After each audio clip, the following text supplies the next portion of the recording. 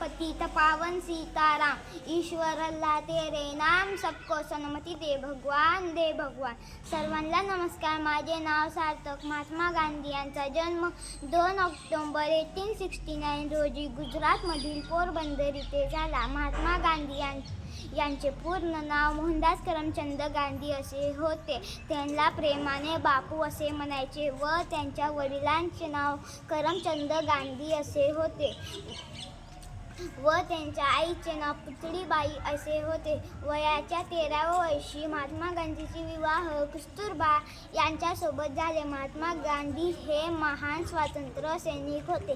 Barrister म्हणून भारतात परतल्यानंतर त्यांनी भारतीय स्वातंत्र्य लढ्यात स्वतःला वाहून घेतले.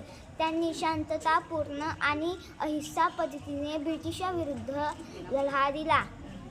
गांधीजींना चळवळ, दांडी यात्रा, भारत छोडो असे आंदोलन केले.